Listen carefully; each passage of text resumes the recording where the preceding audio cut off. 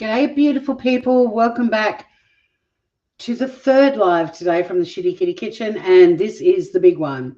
This is the making of, assembling and cooking of the caramelized onion no-knead tray bread. And who doesn't love a bread that isn't kneady? I've already made the dough. Hi, Scout. Yay. I was live on the Shxtty Kitty Kitchen for the first one when I made the dough, Scout, and no one came in and chatted to me. Then I've just made a spicy carrot soup, and it's here. The bread is going to need to proof again for like 20 minutes. So while that's being done, I'm going to just blend this one up. So we made a spicy carrot soup, and we're going to be making this beautiful, I hope, caramelized onion bread. But I thought I'll go live. I've done a quick reset in the kitchen because there's a lot of things to do, including caramelizing the onions. It's such a treat to have you here. Sunday afternoon is disappearing here very quickly.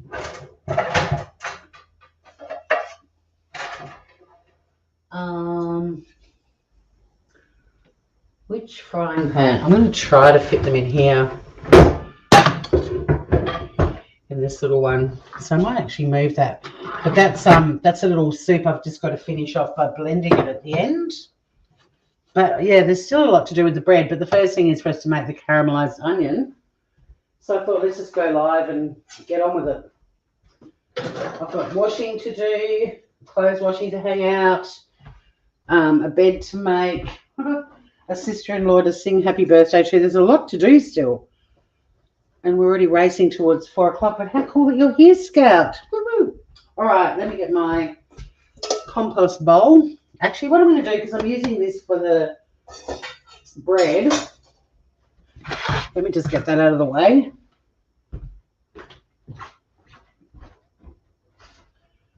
And I'll get another chopping board up for the onions. Here we go. Oops, that's the bread, the remnants of the bread making. All right. It's looking good. Yeah, I hope it's yummy. We'll find out soon, I guess. But the first thing we want to do is make our caramelized onion. And you need 3 onions.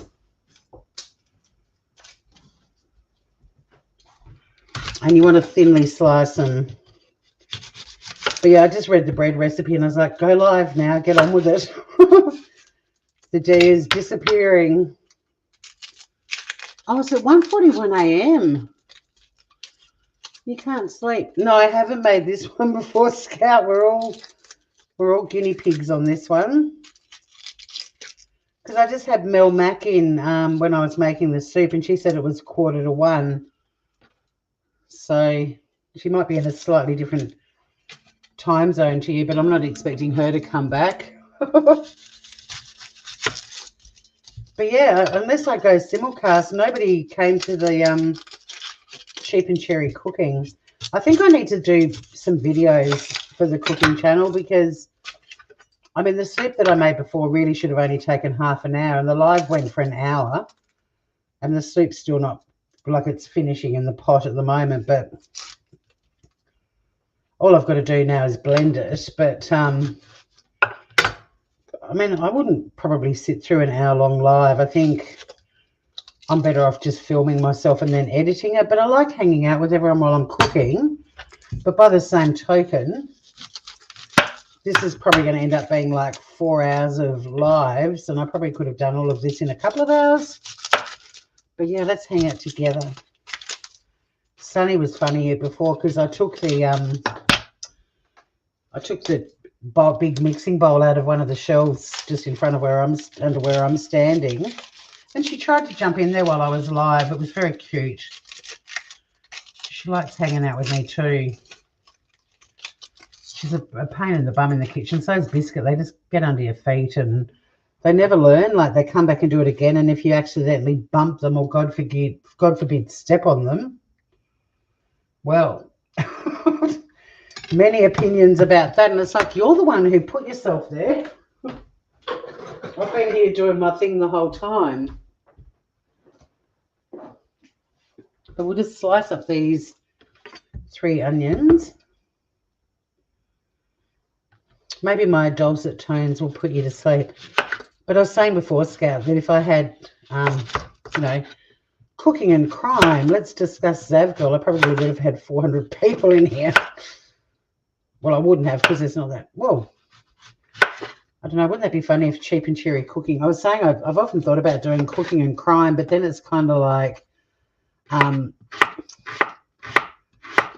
know, and the man mutilated the body and decapitated her. My God, it smells great in this kitchen right about now. Are they always in the kitchen too? They have no... Do they get shitty with you if you accidentally bump them or something? Sunny and Biscuit both were like really pissed off with me. And I'm like, you put yourself in the kitchen with me. I am actually going to use, now that I see how much onion I'm creating, I'm going to use a bigger frying pan. I'm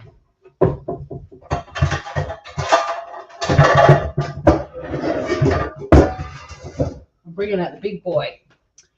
And this one is cast iron. It takes a while to heat up, so I'm going to get it going already. It's a brilliant frying pan, but yeah, it takes forever to heat up. Nice onions. Don't your onions look like this?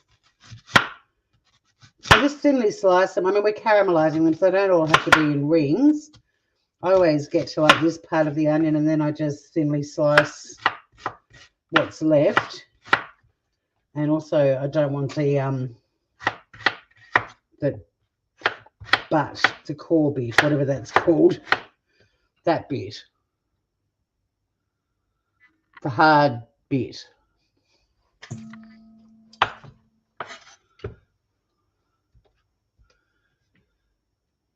I have to say, move, please. Yeah, fucking move. But Sunny is sleeping at the moment over on her ottoman, of course, which is amazing because if I'm in the kitchen at 4 o'clock, even though her dinner's not till 5, she's very particular about it being at 5. As much as I've tried to make it 6, obviously on days that I work, sometimes she doesn't get dinner till 6:30 or 7, and she's fine with that too. But if I'm here, it's right about now she usually starts hanging out waiting for dinner, and I'm like, you're an hour early, piss off. Move. They're so funny with their little routines, and then daylight saving stuffs everything up for everyone except them. I mean, she's still hanging out here at 4 because she thinks it's 5. And as soon as she's worked out that, no, I'm here, I'm a bit early, it'll be daylight saving again.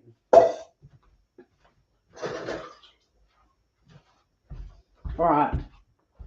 I keep going over there to wipe my hands on a tea towel, and I've actually got one over my shoulder. 4:45, she'll wake up. I'm actually surprised she's not already here now. Okay, so the onion's done. Like I said, it's going to be caramelized, so you don't have to be too sort of pedantic about the shapes and size, as long as it's kind of thinly sliced. You don't want huge chunky bits like that bit. Whack a tablespoon of olive oil in your frying pan or your skillet. I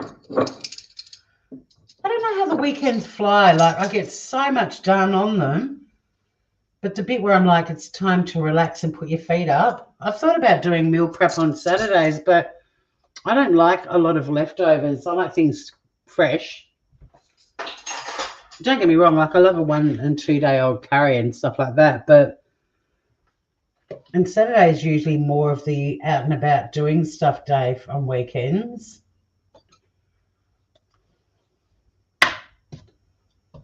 So that's not even close to being hot yet.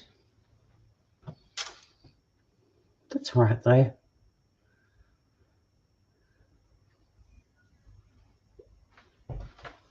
It's heating up. The days are flying, but I know this year's crazy. Like at brunch yesterday, someone was saying, oh, I got my tax refund and blah, blah, blah. And I'm like, shit, I haven't even put mine in yet. And it's already, you know, we're heading towards the end of July. Because we have a different financial year to You guys, our financial year is the 1st of July to the 30th of June, whereas you guys do the calendar year. All right, so we've got some sizzle. This is extra virgin, but use whatever oil you've got. The recipe says extra virgin olive oil, but it really doesn't matter. If you want a stronger flavor, olive oil is fine. As always, the recipe links are in the description. This is a Donna Hay. The soup recipe was from an Australian recipe website called taste.com.au. And we made a spicy carrot soup. Yeah, well, then you've got your April the 15th as well. But in terms of like when I worked for the American company that I worked for 6 years, at Christmas time, all of the accountants had to be all hands on deck. And it was like, but it's Christmas time because our financial year, it's usually coming up into the 30th of June that all the accountants have to be at the office. And also, I mean, you know, for us, the end of the year is also summer holidays and stuff. But yeah, you guys, April, because I have to do April the 15th for my tax declaration for Tasmania calling, but I'm still under the threshold. So, I mean, I'm definitely under the threshold now. But when I was starting to make a bit of money, I had to lodge a thing, and I got a letter saying unless you go over whatever amount it was, you don't need to put it in. And they'd already taxed it anyway. It's whether I wanted to get tax back on it, and the amount of work to get whatever tax I'd paid back was not worth it. I just was like, keep it.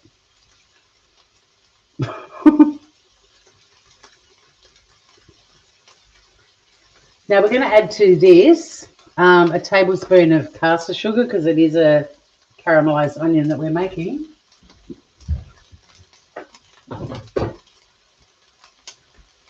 Or superfine sugar, as some people call it. Let me just wash my measuring spoon. I mean, this is going to be fun to make too, I think it's going to be pretty yummy. Who doesn't love homemade bread? So yeah, whack in a tablespoon of caster sugar. Sprinkle it around a bit.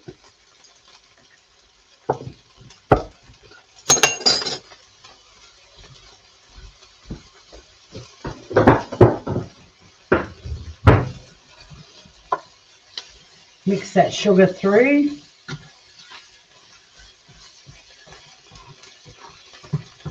There's a lot of, I'm so glad I went to this frying pan. There's no way that other one would have been able to deal with this. So when it says use a large one, use a large one. Let's break up a few of these slices.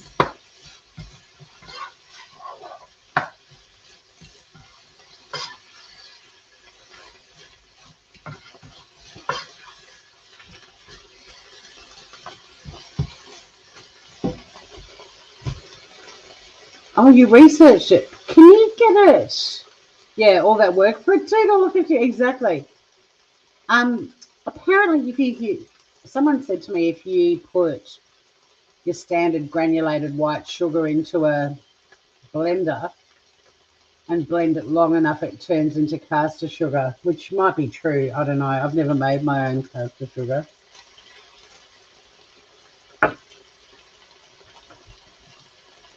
I've been cooking onions all day and yum. Because I had to do the onion butter and olive oil for the soup, which is such a good smell, aroma.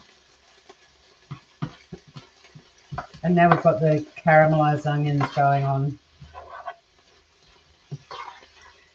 And I don't think my eyes are super sensitive now because I'm not crying like I was when I was making the soup. And the other thing we want to add to caramelized onions is some salt and pepper. And that's it for the caramelized onions. Quite a lot of onion there, so I'm putting a fair bit of salt.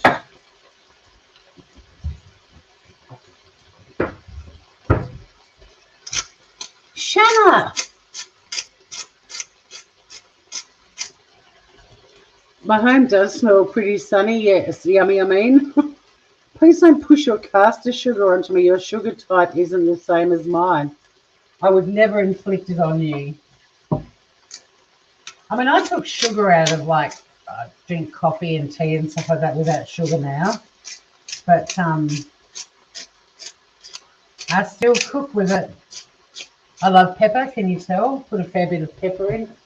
Always seasoned to your taste, but this bread is going to be sexy. How come you're awake, Shanna? Or is it not that late for you?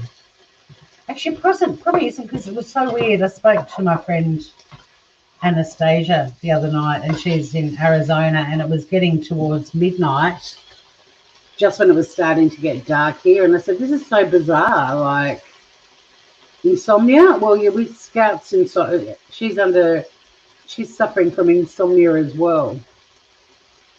So cool to have my fave girls here. I mean, don't tell anyone else if they come in. Someone else will come in and be like, oh, you're my fave too. No, but you two are very special. You've been with me for a long time. Not just on my channel, but just hanging out on the YouTubes. Actually, Scout, how did we meet? Shanna and I met because we were mods for a fuckwit. How did we meet, Scout? Speaking of that, that person we modded for has been getting criticised a lot because of all the Zav Girl stuff, as being another unscrupulous YouTuber. Pleased to see. And there's our onion that's just doing its thing. Let me show you this bread, because depending on what channel you're on, you may not have seen my thumbnail. Oh, we met through Mel, really? There you go. This is what we're making. Look at that butter. You've just got diagnosed with severe iron deficiency anemia. One of the symptoms is insomnia. Oh, Shanna, I am sorry to hear that.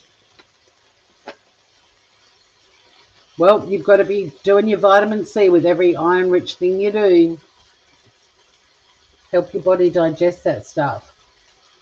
So apparently this will take 8 minutes to be golden brown. It won't. Unfortunately, I do know this frying pan too well.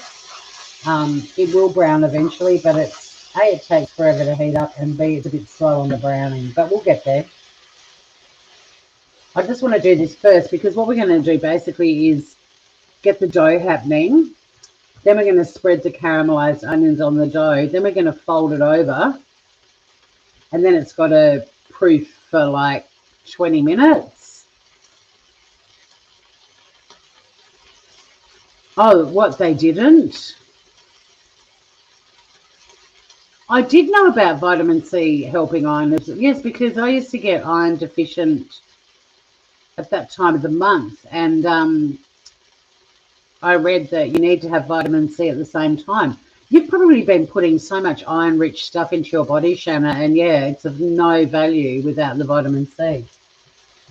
Even if you just have a glass of like freshly squeezed orange juice or something.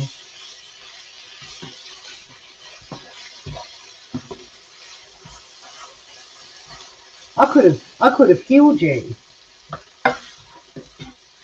So much about our health is the timing of when we eat stuff too, and what we eat it with.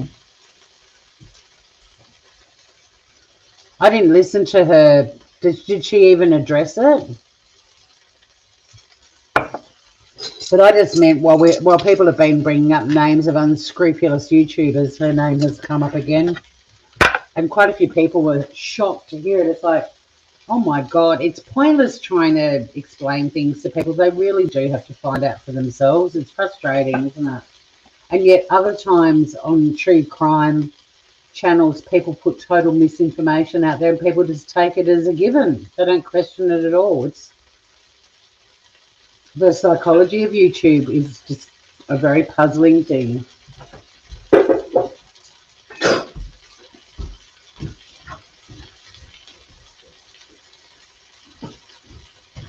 All right, Ski.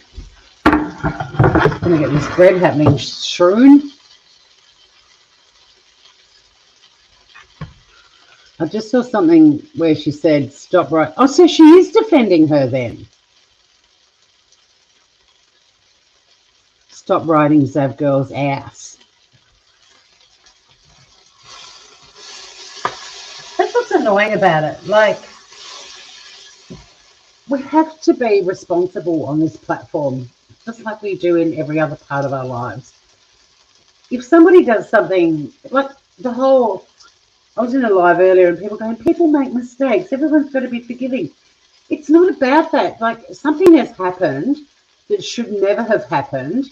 It's the most full-on thing that's happened in my experience. I reckon it's one of the worst things that's happened on YouTube. We're allowed to talk about it to try and make this community better and to remind everyone about the responsibilities we have on this platform.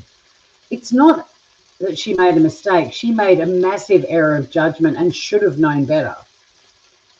And to make things better around here, we've got to talk about it. Now, I don't want to talk about it for the next 30 years on YouTube. And if you look in your timeline, most people have started, like, the discussions are dwindling. Exactly, Shanna. Jinx. Chat's delayed in StreamYard too, but I knew that you would have been typing that as I was saying it. All right, now we're starting to get some brownies happening over here. Bear in mind, this stuff is going to cook in the oven as well. I might actually, well, no, I don't even have to crank up the oven just yet. But all these people going, leave her alone. Like, sorry, Shanna, there's a comment under my community post. You need to go on there and have some fun. It says, leave her alone. You sound jealous. How do you reckon I responded to that? I said, leave me alone. You sound 14. I mean, I would have said, Laura, is that you? But I knew it wasn't Laura. But someone was in my chat the other night and I said, Laura, is that you? And they disappeared. Yes, makeup mobster style. That's a mistake. Well, was it? Yeah, I'm jealous. I really want to be a 41-year-old living at home with my mum, who's just been called pure evil by the father of a murdered 11-year-old kid. I'm jealous of that. My God, I want to be her. Not. And then everyone's like, she can't. Anything she does, if she didn't apologise, she'd be criticised. She has apologised, she's been criticised. All she had to say was, Gannon, I'm sorry, with her camera on, no script, and that's it. And everyone would have gone, she's taken into account what Landon requested. Gannon is the only one in Landon's mind who has owed an apology. She's offered it, and people probably would have gone, you're still a piece of shit and I'm never watching you again, but good on you, girl. But no. She actually said, I think it's actually under possibly the one she responded to me on with that snarky comment, or it might be in another spot. She said, I apologise to everyone I hurt. Wouldn't that include Gannon? And it's like, my God, you will just keep fucking digging that hole you're in even deeper. Yeah, I'm so jealous. I want to be dragged by Brian Anton and Nancy Grace. You sound jealous. Oh, my God. We all know how I feel about that argument. And now she's emotionally blackmailing people. And I don't want to go into how, but, yeah, it's just insane how unaware she is. And to just be constantly pouring more fuel on the fire by just saying and doing more ridiculous things. Yeah, I didn't know that Nancy Grace had. How did she handle it, Shanna? Did she do a fact check beforehand, unlike Brian? I reckon this onion's pretty close to being as brown as I want it, because it is. I'll give it a little bit longer. I'll turn the element off, but I'll just show you, although the colour is never accurate in here, but it is browning up quite nicely. It still looks quite undercooked for you. It's a bit more advanced for me for some reason. But it is also going to bake in an oven, so I'm going to let it just keep cooking in the residual heat, because this is a really heavy frying pan. Oh, it was a brief comment on her podcast. A brief comment. All right. So that's done. Now we're just going to put a bit of flour on this surface. Let's see if I can show you more. These are cables. People that come in and go, what's the black stuff at the bottom of your screen? Oh my God, they annoy me. It's a fucking cable. I'm on a computer with a camera. I need power. Yeah, they smell incredible too. So we're just going to lightly flour this board. I'm a bit nervous about this because I don't make bread. I make flatbreads. Is that lightly floured? I don't know. I'm going to wash my hands, even though they are clean, but I always think you should never wash your hands too much. Oh, look, I think Reddit's more credible than YouTube. Nobody verifies anything anyway. All right. If you both could please just stand for the Australian national anthem. Australians, all let us rejoice, for we are young and free. No, because if I put a dish towel up, and normally I don't have the cords in there, it's only because of the dough on the board thing, but then they'd be like, what's the red thing in the corner? Speaking of tea towels, that was my dad's, bless him. I'm going to keep this and put it on the bench because we will be covering up the dough again shortly. That's a damp tea towel. And here's my beautifully risen dough. It's quite an elastic one. So I'm going to actually use a spatula to chuck it out on the board.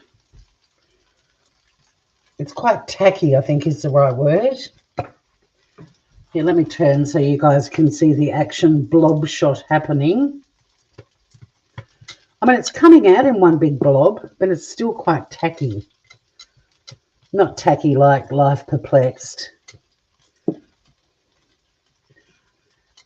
Tacky to touch. Look at that, groovers. Wow. All right.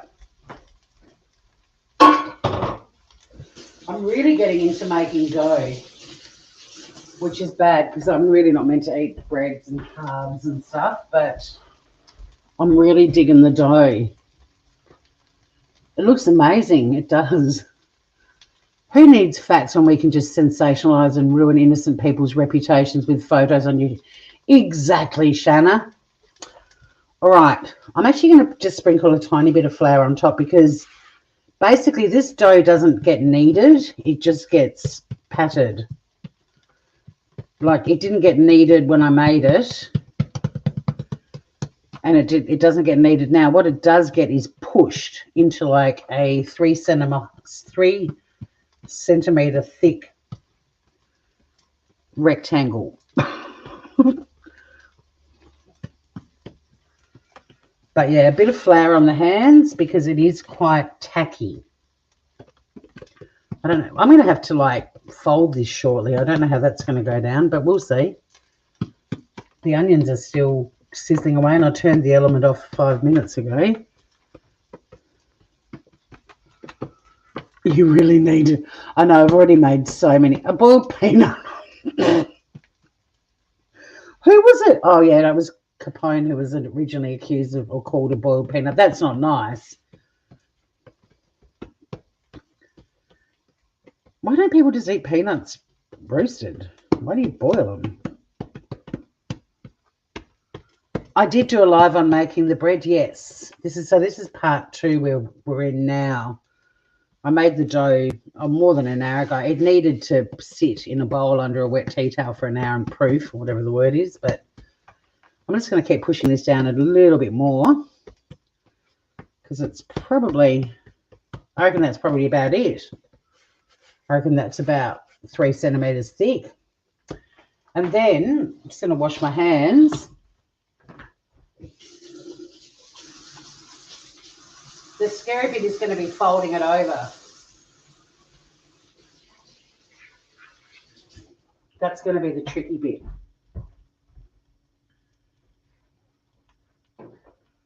But what we want to do now is we're going to top it with an onion mix.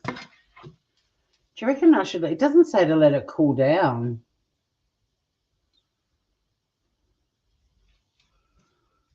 It didn't say it needs to cool down.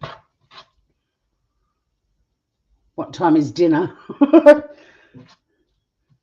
As soon as I work out whether or not the onion needs to cool down. What would you do, Scout? Well, you said you need to make bread. Shanna, do you make bread? No, you're far too healthy looking to eat carbs. Unless you're one of those people with a metabolism that you can just eat carbs all the time. You're going to bring the ginger beer. Look, I'm just going to chuck it on because it doesn't say you need to let it cool down. But basically, you want to spread the onion over the rectangle of dough as evenly as you can. It's a fair bit of onion. Wait till you see when we bake it, how it bakes and stuff. It's pretty cool. At the moment, it might be a bit weird, but you wait. My God, you wait. All right. The last of the onion going on. I've totally run out of bench space now. Hang on.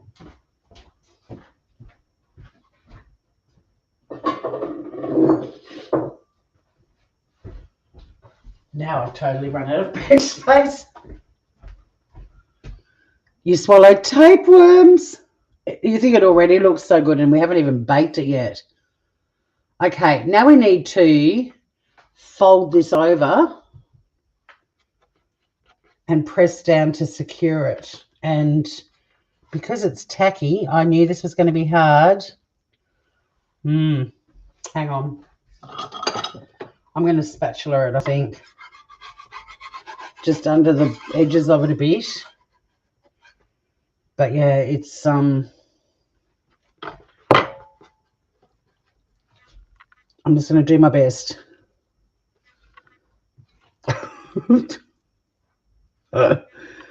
You just want to make sure it's all enclosed, basically, as best you can. That's actually, I'm pretty impressed with. That could have ended really badly. But yeah, you want to try to make sure it's all sort of enclosed. And there's this little hole here. I'm just going to wash my hands.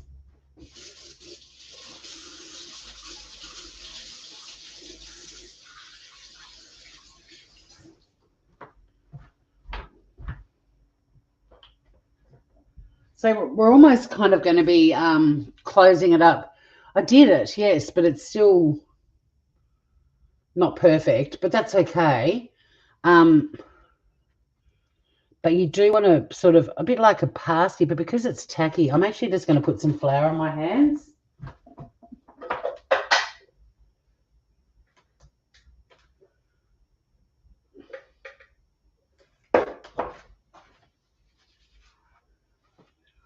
But a bit like a pasty, which is something they make in England. We have them in Australia too. You sort of squash the edges down so everything is inside it. I really don't think it's going to matter too much because we're actually going to be cutting this shortly. Like, you guys are going to be bewildered by my skills. I'm just going to try to make it as even as possible too.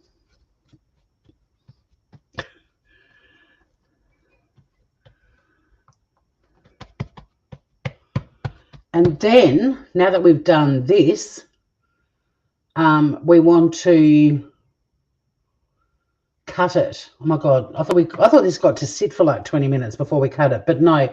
Now it does say to use a well-greased baking tray, but my baking trays are pretty cheap and nasty, and I keep forgetting I need to buy a good one, and I don't trust. So they're good for some things, but not my bread. So I'm actually going to do it in a roasting dish. And we want it really well oiled. So yeah, this is like a roasting pan. And I'm going to get a heap of butter and oil it. I don't think you should cooking spray this. I think you should butter it.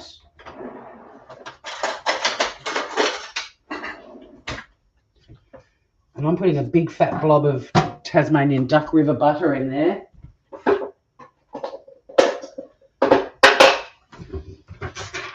And I'm just going to use a piece of paper towel.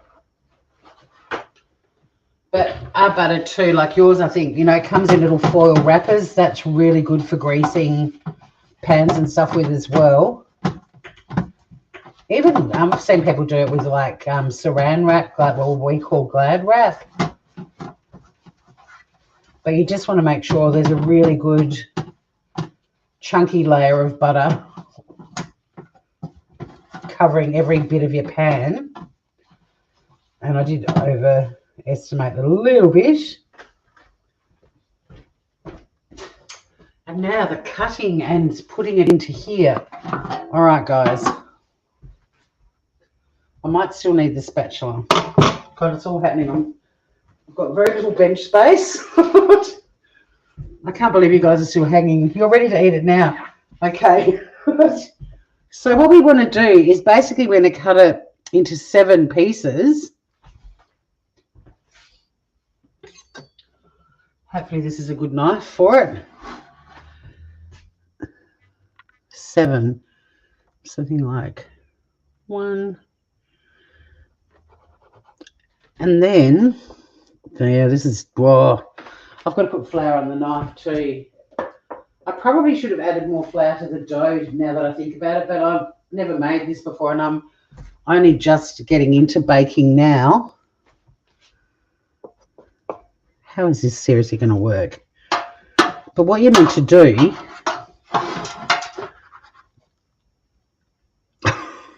is,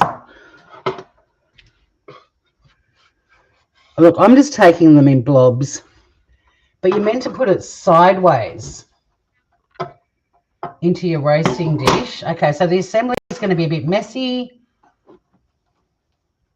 I'm just going to stretch the dough out to the edges and repeat. Yeah, that's why we call it Glad wrap. It's the same stuff, but we don't call it saran, we call it Glad wrap. I didn't know that it was Glad who made it in America too. That's interesting. So it is actually slicing okay. Like it is sort of holding itself together, surprisingly. And then I'm just kind of squashing it into the roasting dish. And don't forget there's yeast in this thing, so it's going to rise. But the trick is when you pull it out and you pop it into the baking dish, you put it sideways so that you can see. I'll show you what I'm doing. See how I'm chucking it in? So I've put it on, I've turned the dough onto its side.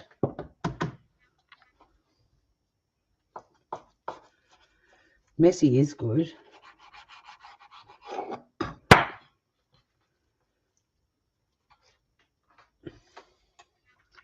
My mum had a sign in her kitchen that said, dull women have tidy homes. And I'm particular about some things being really tidy, but the Capricorn in me also needs unfinished projects. So I always feel like I've got some worth. And my house is tidy. But when I'm cooking, my kitchen is just out of control, like a bomb hit it, and I love it. It's fun. But it is weirdly sort of kind of holding itself together, even though I didn't think it had a hope in hell.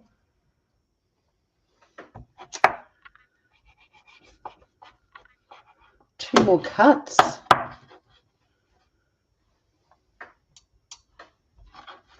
And then I'm just going to space it out a tiny bit, just so it fills up the whole pan. I'm going to wash my hands again.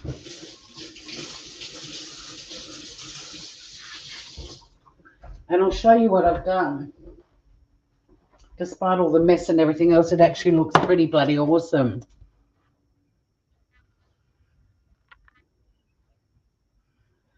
Homes should always be. Oh, we needed to slice the dough so we could turn it on its side. Oh, you got it. Yeah. So that's it. And then we need to cover that in a damp tea towel again. So I'm bringing my dad's Australian flag tea towel back over. And that just needs to proof again for another 20 minutes. So I'll just pop that on the bench. I'll set the timer. But don't worry, guys, I've got something riveting to keep us entertained while that's happening. The next thing we're going to do is chuck the oven on. And this bread is going to cook at 200 degrees Celsius or 400 degrees Fahrenheit. So it's pretty hot.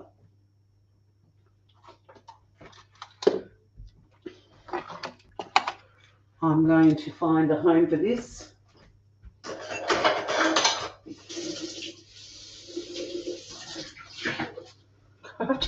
After I'm just going to take some of the flour off so it doesn't end up all over my house. After I cook in this bloody kitchen when I'm live, it's almost like I have to do a bloody cross-country run around the house just to make sure I've got everything, because sometimes things end up being put on the dining room table or in the living room. Or, hey, Scott, how are you? It does look amazing. I hope you guys are still awake when we bring it out of the oven, because it only has to cook for like 20 minutes. But yeah, if anyone drops in after I've been cooking on YouTube, my place looks insane.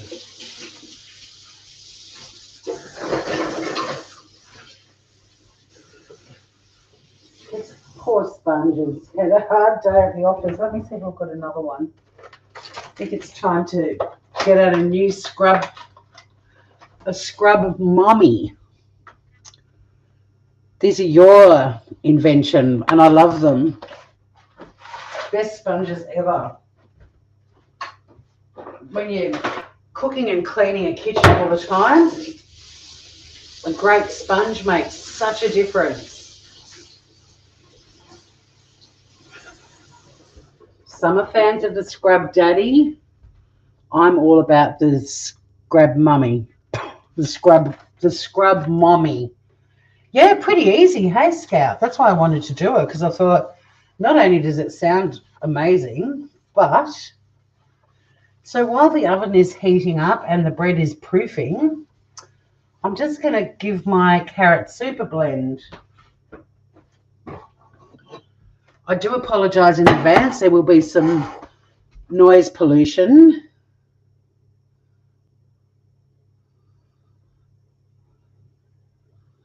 Sean walked in when I was listening to you the other night, and when you clicked on a video and an ad music started playing and you yelled, "Oh, what was that?" Sean belly laughed. Oh, bless him. Oh, you use the magic erasers. He laughed for like 5 minutes, really? Oh, bless him. He's the best. I mean, I've kind of watched him grow up. You know, I feel like his auntie. He's such a cutie. He knows more about Australian animals than I do. Scout and Scott, his Shanna's little boy, is so cute. So this is a spicy carrot soup that I made earlier. If you love pumpkin soups and stuff like that, but you've never made a carrot soup, try it, because it's lighter, and then the sweetness of the carrot, and then all these, there's a lot of sort of flavors like cumin and thyme and ginger. Really yummy. But I'm just going to give this a blend, because this is actually going to be my dinner together with the bread. But yeah, sorry about the noise pollution.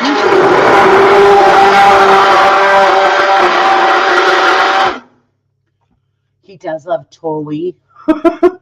You use magic elbow grease and a cheaper sponge from the 99. Well, go Scott. I used to go through so many sponges because I'm cooking and cleaning all the time.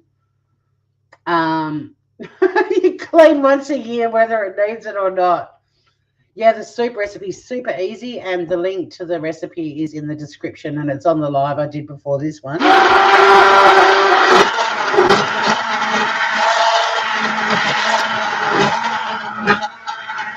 But sorry about the noise pollution, but I love the noise it makes. It sounds like it's going, oh, yum, yum, yum.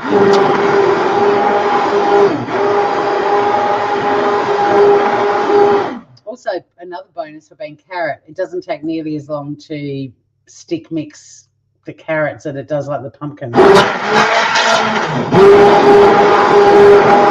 But we've always got like a bag of carrots in the crisper that needs to be used up, and carrot soup is so good. Now, to top this, you could put crumbled feta. I've got little yogurt balls that are really spicy that I love that I could put on this. You could put cream and just some cracked pepper and fresh herbs. I found some dukkha when I was rummaging in my spice tray. Just some dukkha. Don't you love the name of this? This'll be good. If Thistledown wasn't someone in Laura's community, I reckon that's a great name for a troll. This'll be good. So yeah, some dukkha, some spicy seeds and whatever. No, it's not as thick as pumpkin. That's why I love it, Scout. I mean, it is thick in that there's a kilo of carrots, but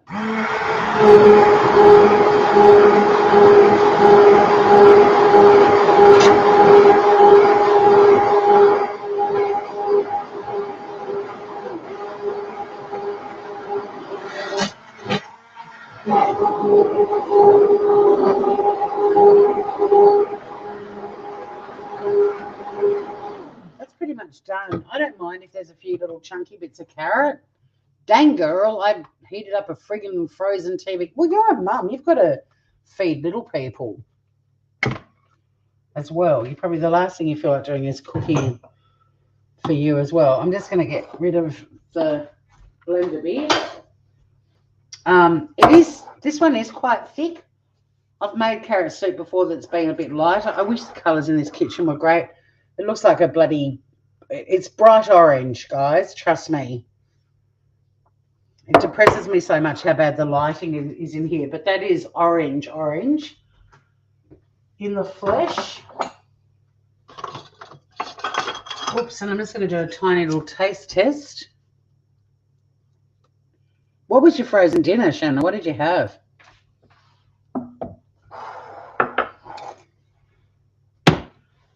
And where's the lid gone? That pot. There we go.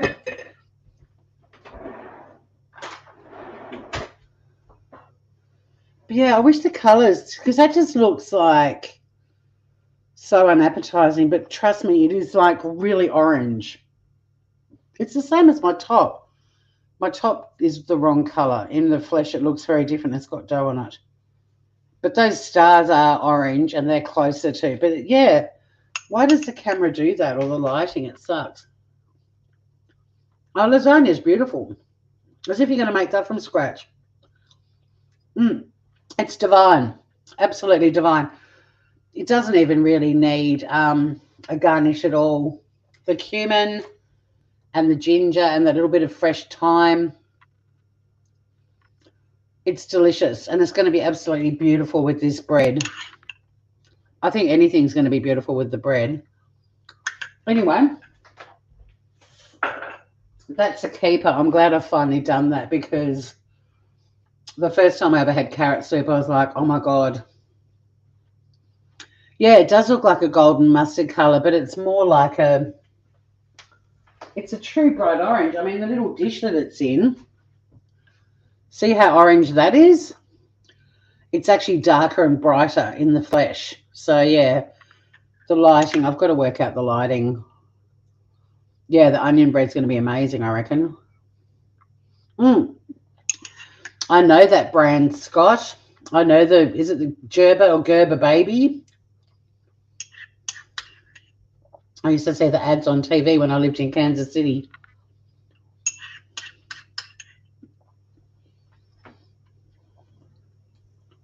But yeah, imagine it being more like that colour. I'm eating it. It's delicious. It is still, it's thick in that it's not like a really liquidy consistency, but it's so flavoursome. It's so tasty.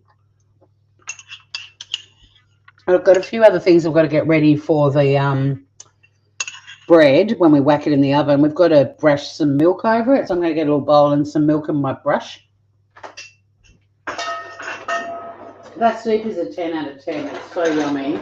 It doesn't even need more salt and pepper or anything. It's perfect.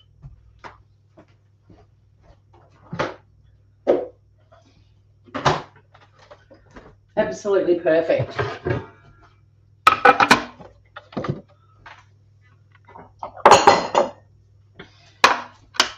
Just going to pop a little bit of milk in here.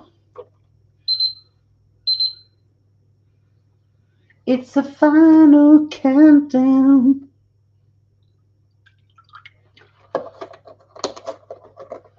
Yeah, is it Gerber? Is it the Gerber baby? I think Gerber sounds right.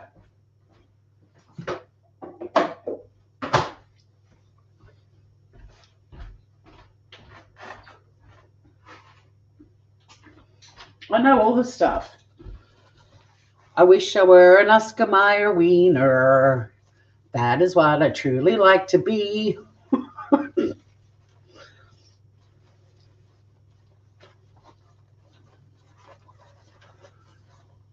Oh, it's a good soup too. Yeah, I can do soups all year round too. And that's the beauty too, is to do sort of seasonal soups as different veggies and stuff coming into season. You bought a cake for your wife's birthday today and dropped it, and by some miracle it's not. Go Scott! Was it a specky? Did you trip on the driveway and the cake flew through the air and you still managed to catch it? Like, has it got a good story? Because if not, you've got to make one up. Is it her birthday today? It's my sister-in-law's birthday today, but it's still the 15th for you guys, isn't it? Or are you waking up on the 16th? Anyway, it's my sister-in-law, Nikki. It's her birthday today too. That's why we went out for brunch yesterday.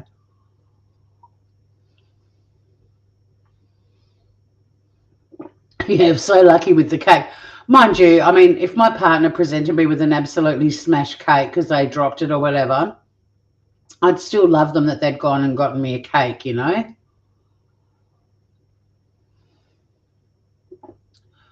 I landed on its side, but it didn't pop up. Well done, Scott. Good rescue there, mate. Well done.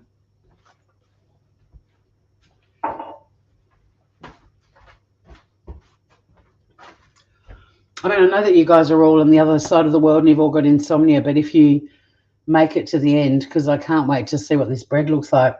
And we're 8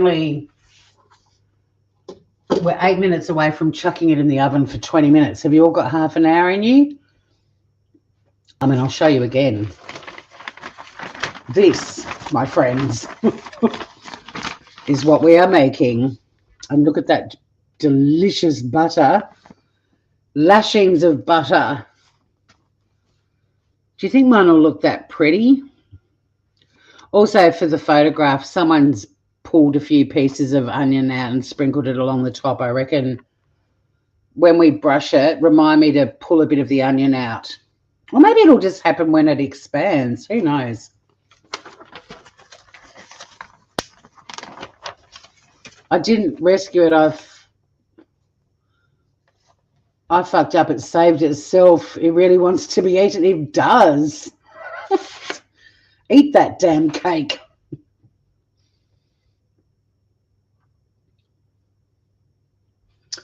All right, maybe while the last bit of proofing happens, we could...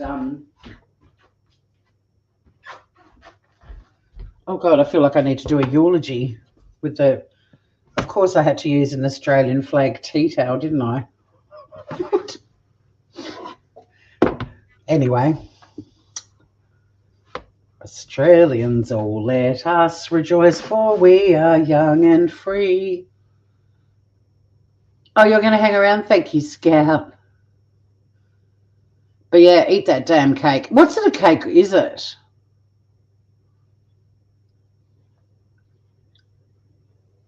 What was it?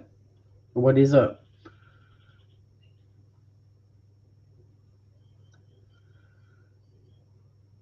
Oh shit, it takes 30 minutes to cook. See, this is, and the 30 minutes would be while I clean the kitchen. But chocolate 6 by 9, what does that mean? I mean, during the time the bread is baking, I'm going to be feeding Sunny. I can probably adjust the camera to give you a camera shot of her food bowls. No, I can't. But a chocolate overdose. Sounds like it. So 6 by 9, is that like the size of it? Like a 6-inch by 9-inch sort of thing? Is that what we're talking? 5 minutes before we can whack the milk on and get this baby in the oven. A 9 by 13, the serving 6 by 9, huh? Okay, you have to explain it. It's going to take an hour for me to understand it, and the bread will be cooked. Okay, so it's 9 inches by 13 inch. Okay, that's big. The size of the pan, right.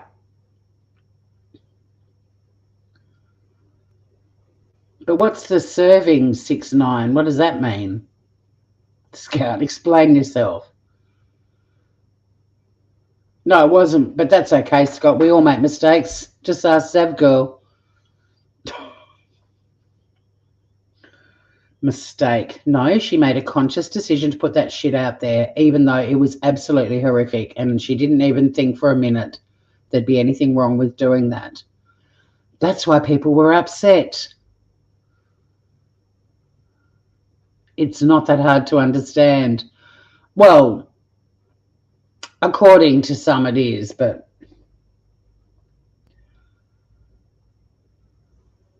oh, you can buy a cake by the serving.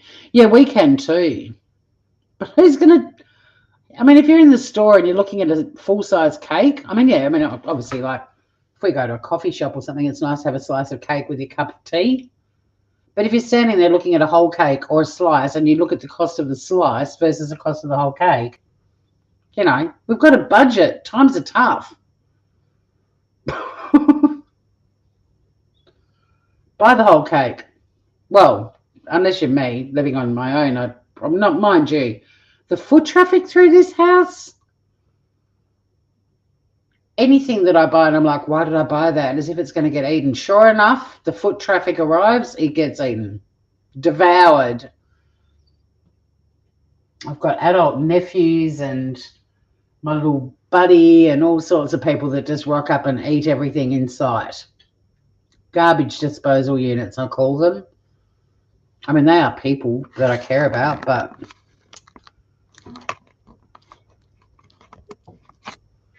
you made dinner too. Ribeyes on the barbecue, roasted taters and mushrooms and peppers. Yum! Gosh, you did a good thing for your wife for her birthday. You make chocolate cake. I reckon Shannon has passed out. You make chocolate character cakes like Mickey Mouse, Barbie cakes, fire trucks, and ducks. Oh, Scout, while we're killing time, we did this before because I was talking about Thermomixes and Mel Matt didn't know what they were. Remember in the Soft Six, the Australian birthday cake books that I was sharing photos from?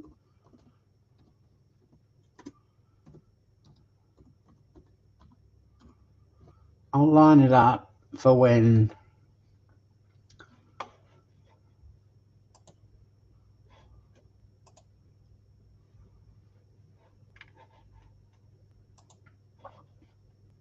the bread goes in the oven.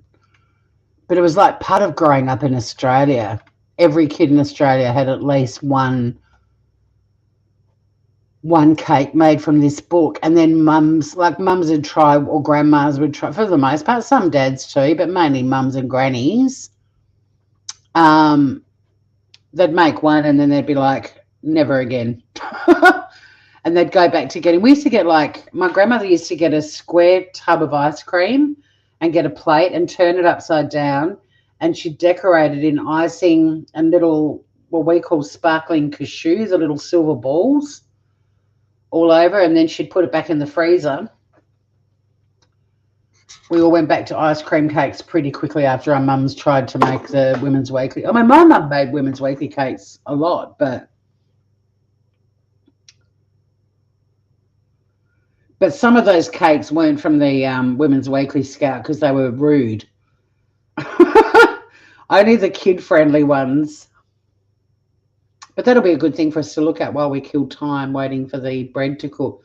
Because I'd love it if someone can witness the bread coming out of the oven at the same time. But please don't think you guys have to stay up for this.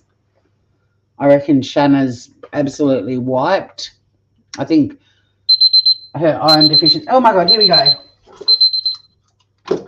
All right, so our dough has been proofing. And here's the proof. And I think there's enough onion over the top. So all we do is we're going to get some milk and a little pastry brush. And we're just going to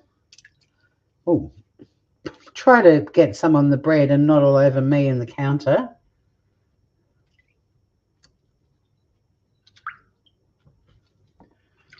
And just cover the top with a bit of milk. I don't think you've got to be too pedantic. It didn't really say. All it says is brush the dough with milk. Well, I think we've done that.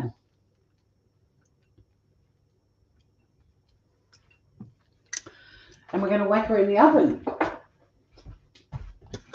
And like I said, I'm using a roasting pan because my baking trays, I had a really good one. I've still got it, but it's now, I just use it on my barbecue. So yeah, look at me dabbing away. I know I'm an artist.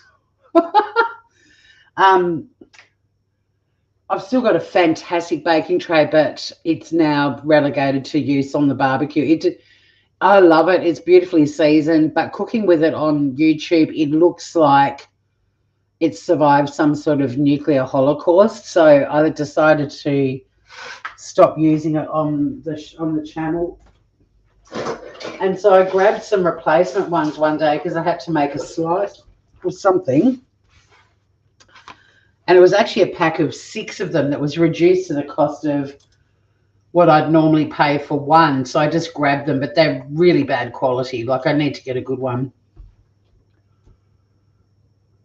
Those look so good. I'm going to eat some garlic bread.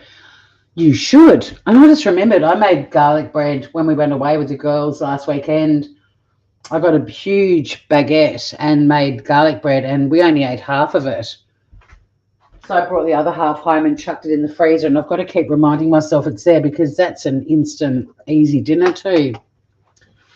If you ever make garlic bread, freeze half of it. All right, let's bring up the Women's Weekly and have a bit of a laugh. Oh, wait a minute. I've got to set a timer. 30 minutes, 30 to 35 minutes or until golden brown and cook through. Okay, well, I don't know. How do you know when bread's cooked through? Did you do the skewer test? I wouldn't have a clue. I'm guessing that's what you do, right? Let's set it for 30 minutes. My oven's got my oven is hotter at the back than at the front, so I have to spin it around at some point anyway. Okay, let's have a look at some cakes. The top 10.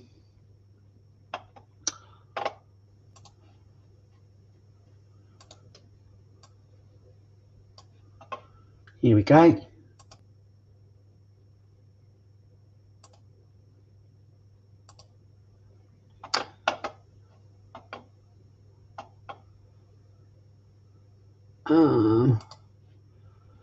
Give me 11 seconds. I'm going to sneeze.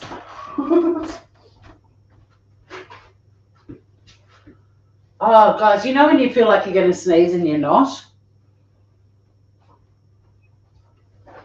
I got pepper in my nose when I was making the soup.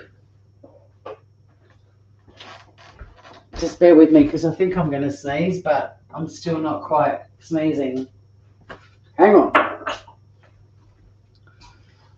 Let me just start with... Oh, there's a movie. Let's play this. Is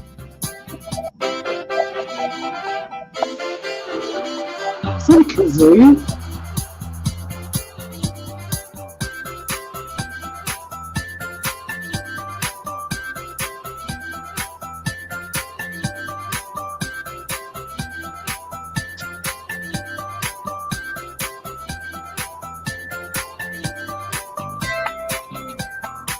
I've never seen that one before. I remember the castle. You don't say candy. I remember them, the numbers, with the Smarties. I haven't seen that one before either. Look at that one. Rubber ducky with the feet.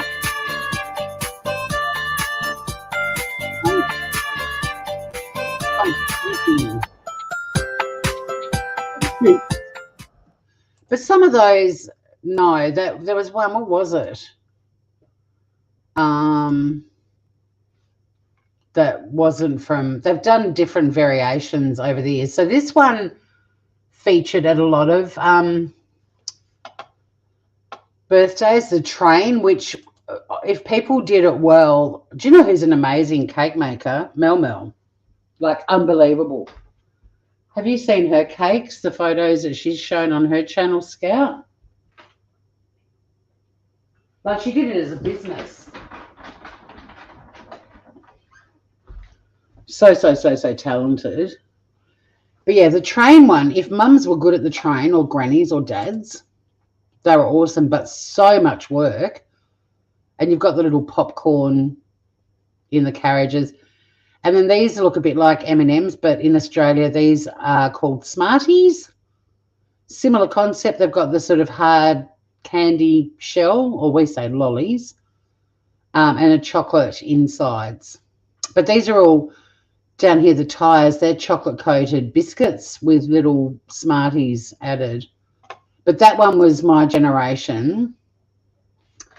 Yeah, ask her to do a live stream. She's amazing. She's shown them once before, at least. I mean, I've seen her show them once, but she's so talented. She did like hen's night, not hen's night, like baby shower, naughty baby shower ones, and all sorts. Like she's so talented. But the reality is these days, I think the amount of time and money you've got to spend making cakes, like it's just not a viable thing to do anymore, like because I don't think you make a lot of money, and they're really time consuming. But yeah, she did wedding cakes, all kinds of stuff. All right, let's have a look at the next one. The swimming pool. Now this one did feature in the soft six, and this one was a very popular one at kids' birthdays, but it rarely looked any better than that. It usually looked way worse. So you've got the chocolate cake, we've got jelly, what you guys call jelly, we call jam, and what we call jelly, you call jello. But yeah, the little dolls sitting in like these lollies that are a ring with sugar on them. They've made a little lilo here. I think you guys call them an airbed, something like that, floating, whatever. We call them lilos. It's a little cocktail umbrella coming in handy. These are Aussie bickies, biscuits, or you'd call them cookies, I guess. And then here, this is an iconic Australian thing. These two, the thing for the ladder, obviously that's licorice, but these things are called musk sticks, and they taste like musk. They're from the 70s.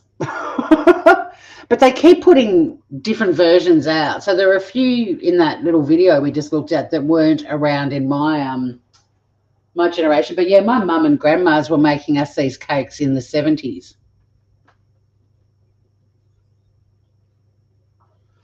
Be able to have a look and see what year it was published. Hang on.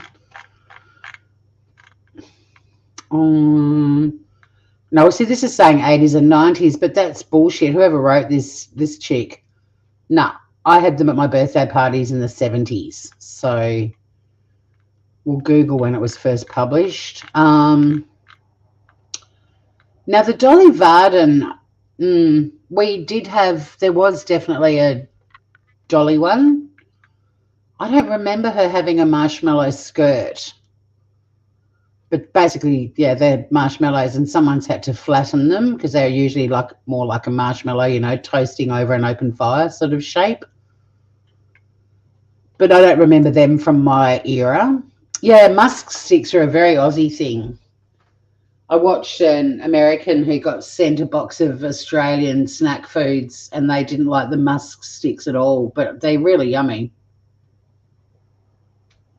Yeah, I mean, there's been different versions of the book, and my mum and my grandmas were definitely making us these cakes in the 70s. This was not a thing. Retro Daryl Lee, Bo Peep lollies. Mind you, we don't have Daryl Lee in Tassie, but which is a chocolate brand here, but I think that's been added. That's a newer one that wasn't around when we were kids. This one was. So the spires are upside down ice cream cones that you cover in icing and Smarties again. And then we've got licorice all sorts here that have been sliced up because they're normally quite a big cube. More Smarties. This little door is a biscuit. Our biscuits are sweet, like your cookies. Your biscuits are what we call scones. And then these little things are like jubes. We call these jubes. You call them jellies, I think, don't you? This was a classic. This was definitely my generation had this. There were lots of different numbered cakes. There was an 8 and well, every number. But, yeah, basically you'd cut cakes to be the number and you'd cover it in Smarties. You do ice cream cone cupcakes. Cute. Hi, Lindy Lou. Yeah, we're just waiting for the bread to come out. We're looking at Women's Weekly birthday cakes. This article, whoever wrote it, said it was from the 80s and 90s, and I'm like, I bloody had these cakes as a kid in the 70s.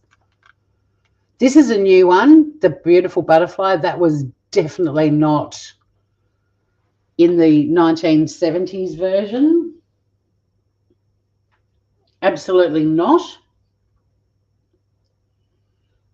My mum probably would have had a crack at it if it did exist because she was a little bit boho at times.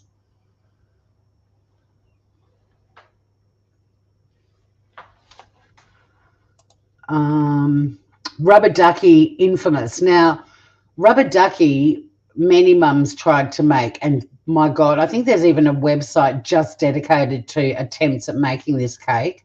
So he's got popcorn hair and 2 crinkle cut potato chips as his beak, a bit like when I went to America and we used to do that with the Pringles. More Smarties down there, his little buttons under his bow tie. But, yeah, I'm pretty sure this particular cake has, yeah, the toilet roll. But hang on, Lindy Lou, let me scroll back up. It wasn't this one, though, was it, with the marshmallow skirt? Because I remember people having the Dolly Varden, but not with the marshmallow skirt. Or is that what she was like? I gave my niece a copy of the original book from the 70s, and she does make some cakes out of it from time to time, I believe. But, yeah, I don't remember the Dolly one being like that. I'll see if Lindy Lou does. Because if it was like that, my mum would have made that. That's actually easy. You just make a bowl shape like a pudding and ice it and chuck marshmallows all over it and stick a doll. Yeah, a normal, exactly. I remember having a normal icing skirt as well. But whoever wrote this article is younger than us because she claims these are from the 80s and 90s. And it's like, and the 70s, lady. And the number one, the racing car track. Now, I remember the 8, but I don't remember the racing car track. But that looks like it is from the 70s to me. Or my mum probably ripped that one out of the book so none of us would choose it because my brother definitely would have wanted that one.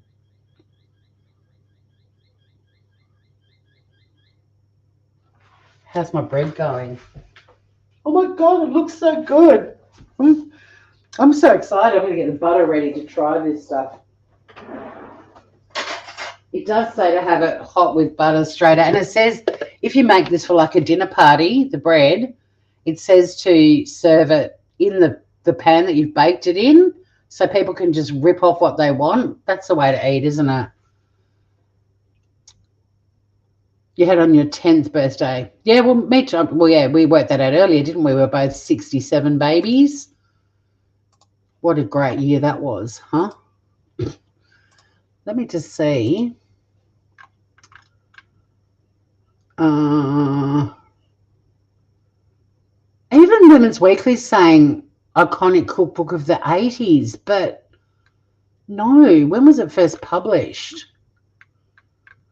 I disagree, because there's other ones like the Ladybird, the vintage edition. It says it was first published in 1980. I don't believe that. Maybe they had some of the recipes in their other books and then they ended up making a whole book. But yeah, The Guardian says its original publication in 1980.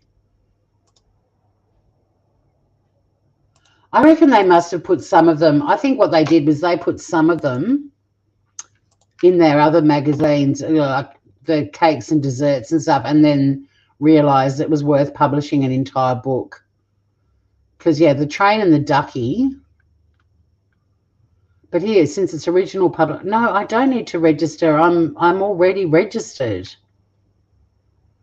I do, but I'm not going to sign in. Oh, because it's my new laptop. I haven't signed in yet. Damn it. Wikipedia. Let's get some images up. So I don't remember the pig.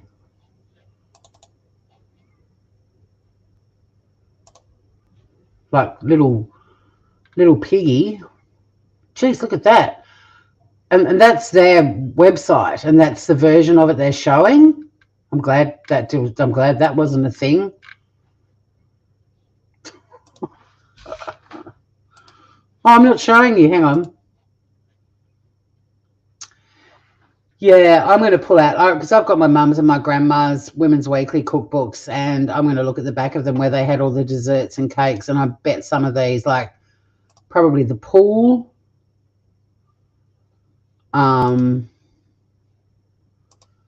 I think a few of them definitely.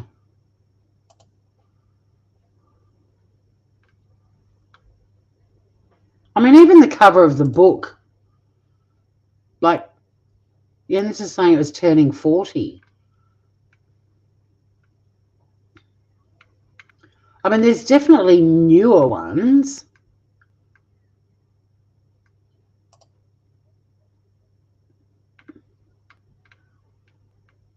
Here's the ice, one of the, she's got a really fancy, oh, look at that jungle one. See, that, I don't remember that one either. That's like evolved from the, are they little poos? Or coconuts? I don't know. Oh, look at the Humpty Dumpty. Are you loving this, Scout? This is the reason we're doing this. Oh, why aren't you seeing this stuff? Huh. Oh, I'm showing the wrong. Hang on. Tori, get with the program. Here.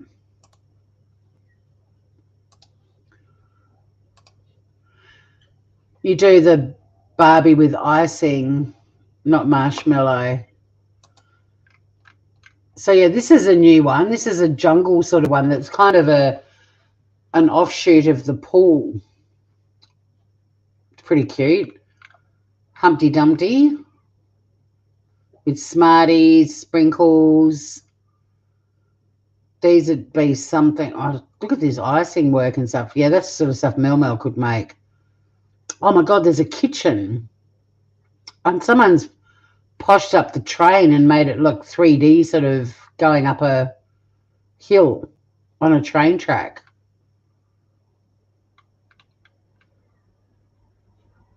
I don't remember this dude. That actually has 1980 on the plate. The caterpillar. That's like a carousel. But that one. Is that what your Barbie one is like, Scout? She's pretty. It's really easy to make roses. Not for me, it's not. I'm terrible with crafty things. Look at this one. He's this ice cream cone hat. He's a bit creepy. The little Jack in a Box. Another train. Little house. There's more musk sticks. So this has definitely been made in Australia. And those cone, those wafer things that you'd make ice cream sandwiches with.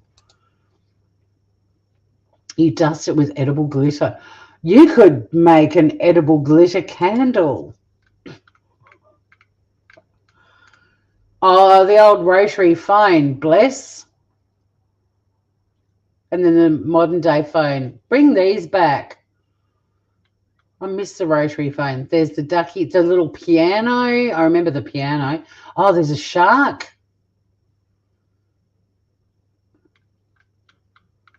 I love the jungle one. They're pretty cool, hey? There you go. There you go. Oh. And that's doing that all by itself. I did not just do that. All right, we'll stop sharing. Okay. You use candy canes instead of musk sticks. Ah. We use candy canes on our gingerbread houses at Christmas time. We even call them candy canes, I think. We do. Yeah, the chocolate-coated finger biscuits, yes. Yeah, cookbooks are beautiful, aren't they?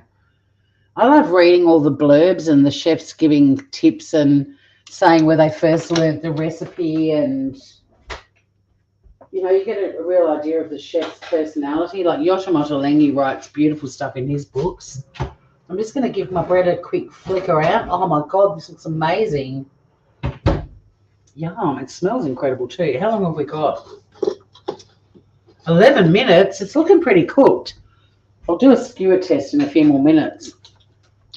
It's not completely browned on top yet, but it's looking close.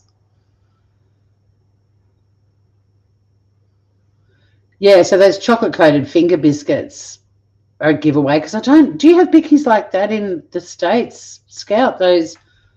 The ones that were basically the fencing for the jungle scene and around the pool.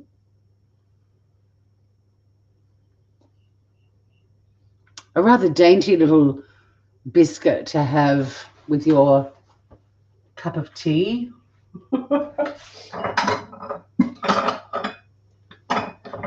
I'm so pumped about the taste test, guys. I'm like, bring out the plate.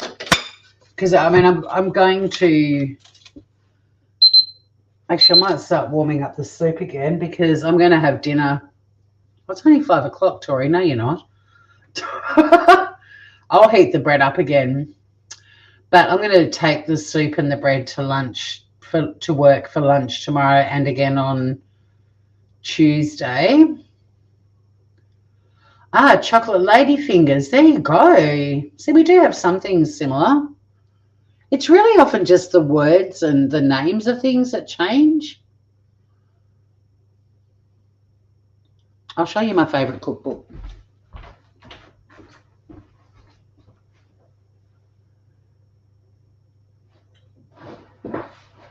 I have cookbooks everywhere. The other side of my island bench is shelves, and it's just full of cookbooks.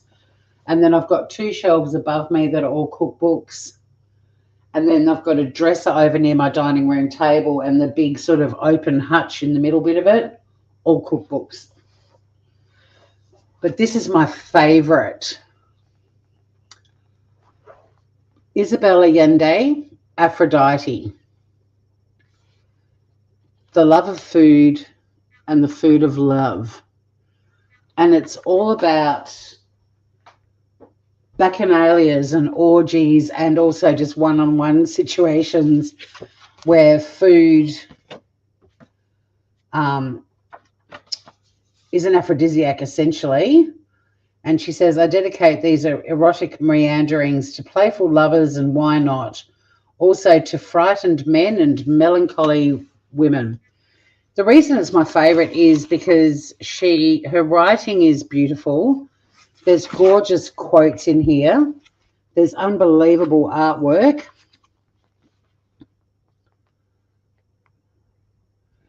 There's all of these stories and recipes. The start of it is an actual book, and it's all of these stories from her grandmother, great-grandmother, like older women who attended all of these bacchanalias and banquets and learnt about the aphrodisiac powers of food.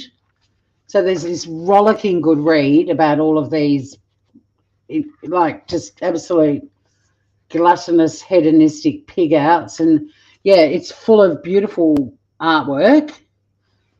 And then there's this whole section of recipes. There's a carrot soup. Oh, my God. It's different to mine, but it's an aphrodisiac, apparently. Lots of soups. And then, yeah, just some of the artwork's beautiful. But all of these recipes are also aphrodisiacs. But the other reason I love it is it's small enough to travel with. Like, a lot of cookbooks are so heavy.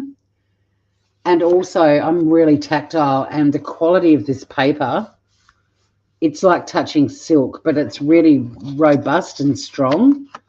But it's unbelievable. Like, the bond is just, yeah. So, yeah, I often see secondhand copies of it floating around online and stuff like that.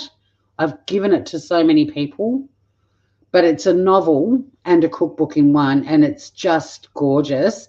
And some of the recipes, like, we experimented and go, really? That's going to make us get all a bit wow? And it does. And it's great for, like, seduction food. If you want to seduce somebody, cook them something out of this, or just to keep your lover happy. I mean, there's a lot of recipes in here that I haven't made. For example, conger eel I haven't made. I'm not a fan of eel, but there's salads and appetizers and all sorts of stuff. So, yeah, I recommend, and it's not that expensive either. And if you can get one of the early editions, it was published, when was it published?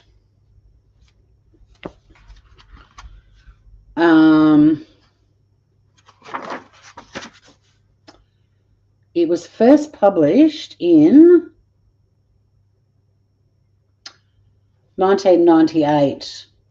Try and get a 1998 version, because I'm not sure what the paper, I know I've given it to a couple of people and the paper isn't like this book. But, yeah, favorite cookbook. I love it. And it's also a really good novel too. So if you're traveling, you've got some awesome little seductive recipes at hand, and also a rollicking good read about some rollicking good nights being told by women that are in their 60s, 70s, 80s, and even 90s. It's brilliant.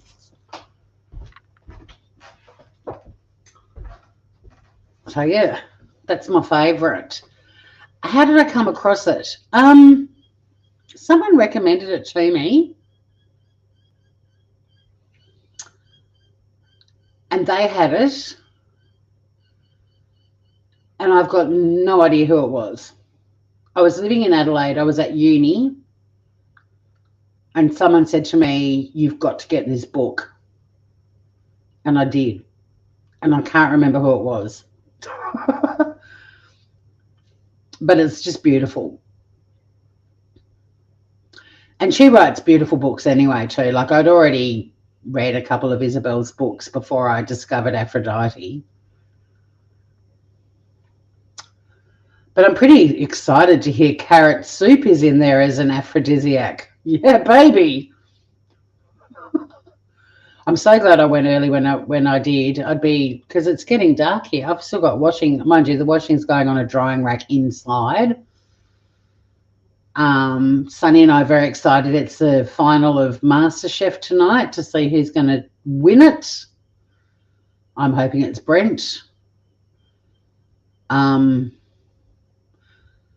we do need to thank that person. And when I remember who it is, I'll let everybody know. But yeah, I've been thinking about it recently. There's a girl in my mind who is a prolific reader, and I'm thinking it was her. However, she's not a cook at all. And I think whoever recommended it to me got it because of the food element of it, and then just went, holy shit, this book's amazing. But it's actually whoever told me about it, it was the quality of the paper and what it feels like to touch it while you're reading this book as well. Yeah, you should see the pile of dishes I've got. Scott, you want to come over to my place now you've done yours? Isn't the artwork beautiful, Lindy Lou? It's a gorgeous, gorgeous book. And trust me, I've got other cookbooks like Yoshim Ottolenghi, Jerusalem, that I adore. Donna Hay, Basics, and On the Shelf are both like absolute doozies. Obviously, Stephanie Alexander's, my Women's Weekly books. Like, there's so many books. Even Pete Evans, as much of a nutbag as he is, his Eat Your Greens book is one of my absolute favourites. Kylie Kwong's China is one that I love. Like, there's so many books I've got that I love. I'm looking up there to see if, Valley Little, I've got 2 of her books that I adore. I've got a couple of Matt Moran's, one that's a signed copy that I love. But Aphrodite wins. Isn't Scott a keeper? Send you a plane ticket. You're on, mate. I reckon this bread's got to be pretty close. Let me have a look. Because I don't bake bread very often. Oh, it's totally got to be cooked. That looks done to me.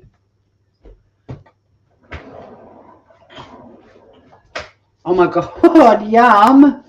Look at it, guys. Again, the color's probably not going to, oh, yeah, it's still not, it's still that mustardy yellow color.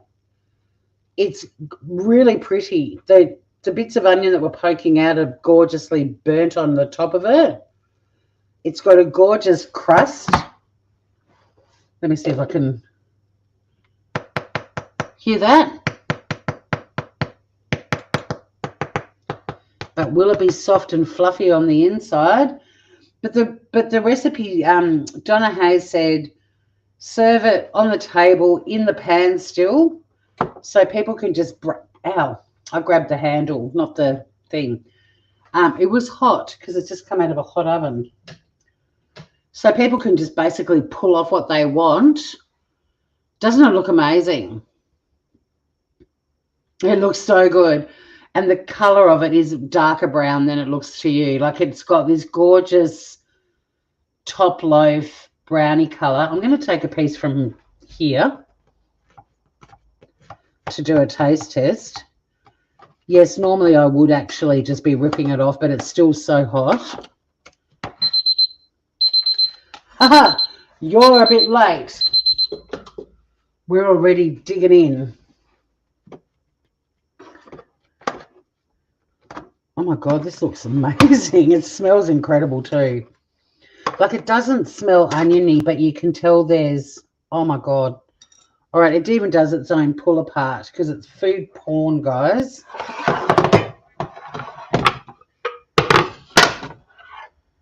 I'm going to get into baking more bread. But the reason I wanted to do bread on this channel too is, like, it is now Cheap and Cheery cooking. Yeah, the crispy on the outside. I know. And she says to make sure you eat it hot, drizzled in butter. But seriously, I think this is going to be delicious cold too. But I'm just going to pull it apart a bit. It's a proper pull apart. I'll try and show it to you before I douse it all in butter. It's got a lot of steam coming off it.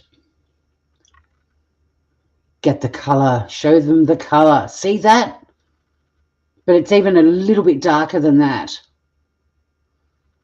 Oh my God. But I reckon this will be amazing cold too. And especially with a bit of onion through it. Like, that's kind of funky. But yeah, I wanted to do some bread because I want people to realize, not you guys, because you guys all cook anyway, but anyone that stumbles across my channel, like, stop buying loaves of bread a little bag of, not a little bag even, just a bag of bread flour. You can make like 17 loaves of bread from a bag of bread flour, and it's still cheaper than one loaf of bread.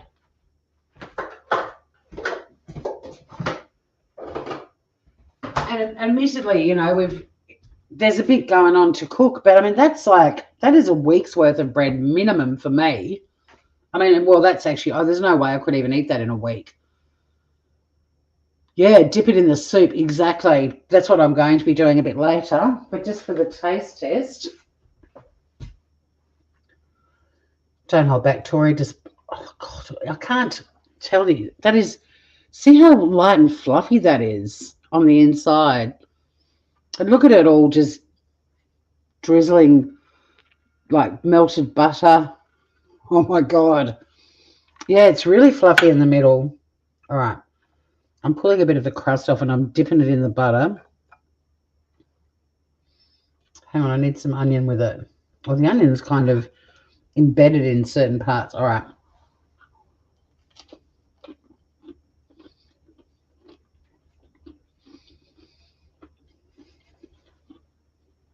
Mmm.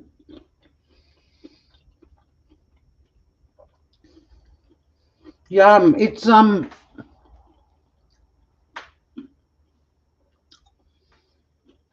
It's like a scone, or what you guys would call a biscuit. It's very bready, but scony as well. And the onion, I'm going to eat this piece. It's got heaps of onion in there as well. I want to try a bit of the inner bit, just the fluffy bit, because I had a lot of crust before.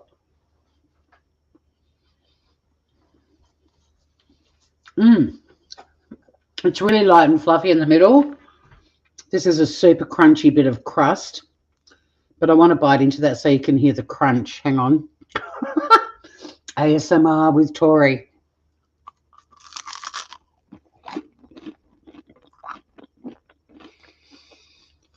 And the onion's a really nice thing.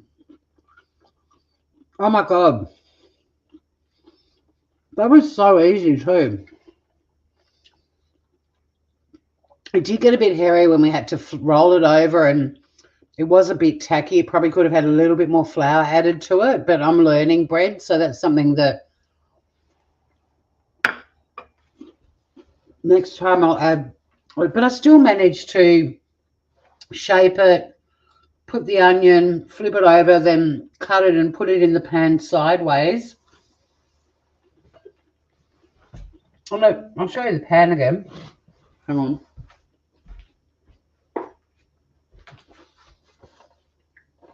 Just the fact that we sort of folded it over and then cut it and then put it so it was cut side up to let all the onion and everything do its thing. It's so clever, but it's also sort of ended up with this gorgeous textured top to it. Oh, Lindy Lou, do it for show. We are definite foodies here, but yeah, that's really easy. And guys, the link to that recipe is in the description, like with all of my videos. If you do try anything, pop back and put a little note under the video. But that, like, for the starter even of a dinner party, but at a dinner party, if you were just doing say you did a lasagna, like Shanna was talking about earlier, and a salad and that bread. Yeah, and I love the idea of leaving it, like serving it in the pan so people can just rip off what they want and put butter on it and stuff. It's pretty awesome. It's definitely got that pull apart thing going on because of cutting it before we baked it. But, oh, this is delicious. This is something too that I, even like if you're having people over for lunch, like a really yummy salad and that bread. And the onion is quite sweet because it's caramelized, but it hasn't made it a sweet thing because the dough part of it's got that proper scone biscuit robust bread flavor to it, even though it's quite light and fluffy. It's really good. And we didn't even have to knead it. So yeah, there's the finished product. It gives you better. See, why do her colours show up properly? That's kind of the colour of mine too. But I reckon they've brushed a little bit of oil or something. But that's the other thing I'd probably do. If I was serving this at a lunch, I'd probably brush it with a bit of olive oil or butter before serving it as well. I thoroughly recommend that. That is a 10 out of 10. That's going straight to the pool room or my black book. Thanks for hanging out with me, guys. 5:30. Little Miss Bossy Pants hasn't presented herself here asking for dinner yet, which is a miracle. Mine looks better. Oh, thank you, Scott. You check. Well, I'd like a bit of gloss on the top, but yeah. Sunday night, I'm gonna put on my jammies, clean up the kitchen. You're gonna say they cooked theirs too long. I think they did. I think the onion. Well, no, look, I'm not going to bag it. The photo's pretty amazing. It's what inspired me to make it, but I can't stop eating it, guys. It's so good. I was going to end the live. But yeah, everyone's struggling. Economies are appalling. 3 onions. Didn't even use a box of, I only bought a box of the OO flour in case I never need to use it again. But I will be because I'm making this again. That's cheap and cheery right there. Good luck for Brent. Bless your scalp. It's either going to be Brent or Rhiannon.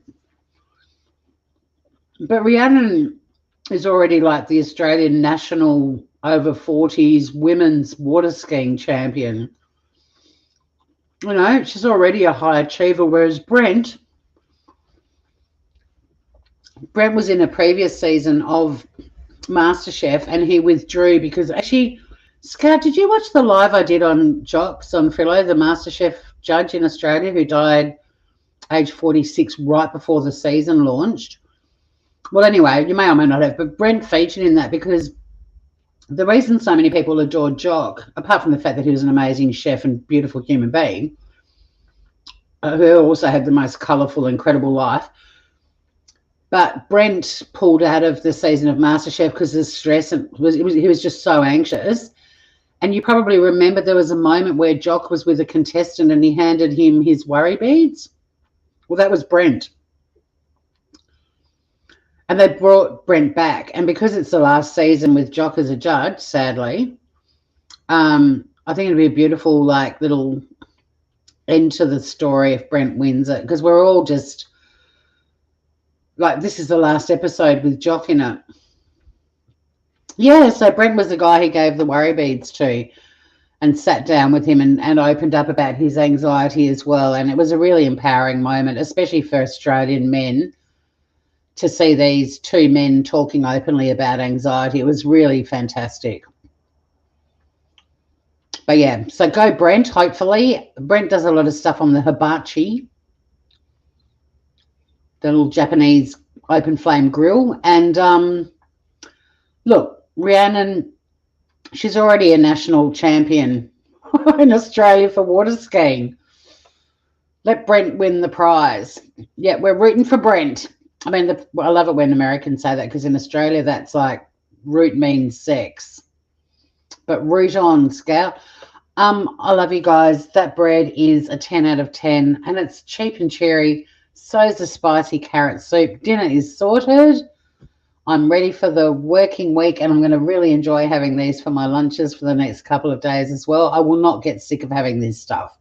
I'm only cooking things that we're not going to be wasting and ignoring it and then putting it in the freezer and then defrosting it 3 months later and eating it and going, I didn't like it the first time. Why the hell did I keep it? You know what I mean? So, yeah, enjoy the rest of your weekends for those who still have a bit of weekend left. Australians, enjoy your Sunday night. And I'll give Sunny your love for sure, Auntie Scout. Thank you so much for hanging out with me. God, it must be like 3 or 4 in the morning for you now. You're a trooper. Scott, I'll get you that plane ticket. Come and bring your wife too.